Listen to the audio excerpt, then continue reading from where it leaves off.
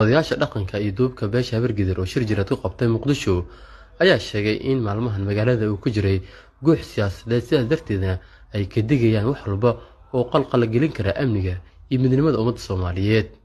Waxay sheegeen inay garab taagan yihiin dowladda madaxweyne Maxamed Cabdullaahi Farmaajo iyo ra'iisul wasaaraha oo ay kala shaqeynayaan dowladnimada inta waqtigooda ka harsan. Waxay soo jeedeen in loo hoggaansamo wixii ay ku heshiiyeen dowladda federaalka iyo dowlad goboleedyada ee la xiriira arrimaha doorashooyinka.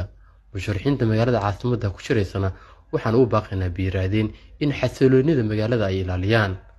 qof kastoo dhageyso, qof kastoo maqal, shalay ra'iisul wasaare jiray waa la shaqeynay, madaxweynaha hadda joogay ra'iisul wasaare horena isaga keenay suuragal maahan maanta inuu xaraaraado, shalana inuu macaanayo suuragal maahan. caqli iyo damiir aan la leenahay. sidaas darteed waxaan leenahay madaxweynaha dowladda Soomaaliya waa taageersanahay, xilliga u dhimanaan ku taageersanahay, waqtigiisaan ku taageersanahay, ra'iisul wasaarahana waa taageersanahay.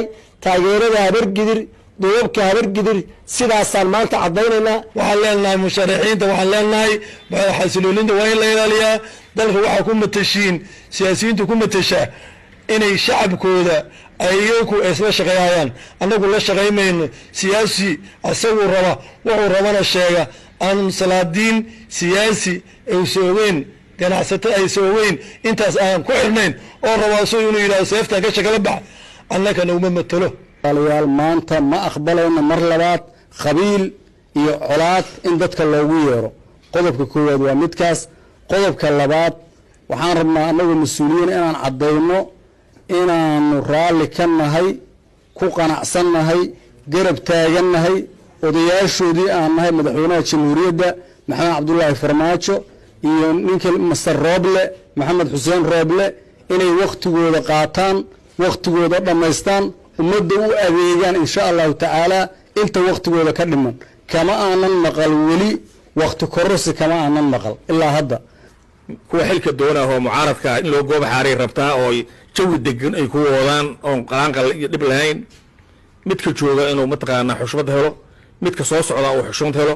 anagu saasan ku baaqayna dhaqanaan nahay, dad duuba waxaan u badannahay oo dhaqan ah. dalkan waxaan ka rabnaa xasilooni.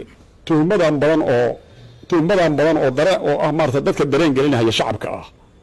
arintaas marka waxaan leenahay dareenka badan ma jiro.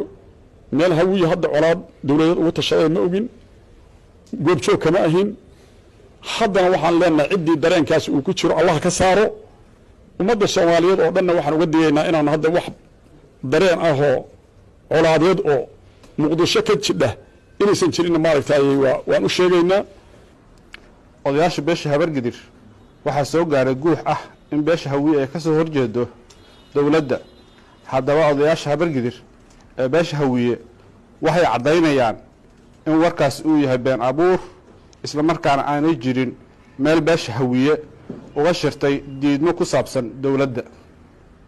labo, odayaasha Habargidir waxay muujinayaan sida ay uga xun yihiin ugana soo horjeedaan ereyada colaadeed ee dadka siyaasiyiinta ah ay isticmaalayaan. waxaanan cadaynaynaa in aynan cidna ka ogolaanaynin in wax loo dhimo amniga iyo deganaanshaha magaalada caasimadda ah ee Muqdisho. saddex, beesha Habargidir waxay cadaynaysaa in ay si buuxda u taageersan tahay una garab taagan tahay dowladda Soomaaliyeed ee uu madaxweynaha ka yahay madaxweyne mudane Maxamed Cabdullaahi Farmaajo iyo ra'iisul wasaaraha mudane Maxamed Xuseen Rooble.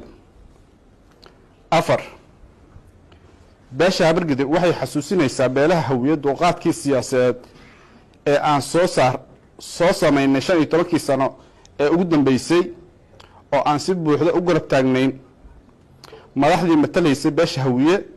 waana in la ku ixtiraamaa xilligan oo mas'uul ka soo jeeda beeshan uu ku fadhiyo kursiga matalaadda beesha hawiye. Haajir Abdulqaadir, RTN TV, Muqdisho. mar walba ku xirnow RTN run iyo raadraac.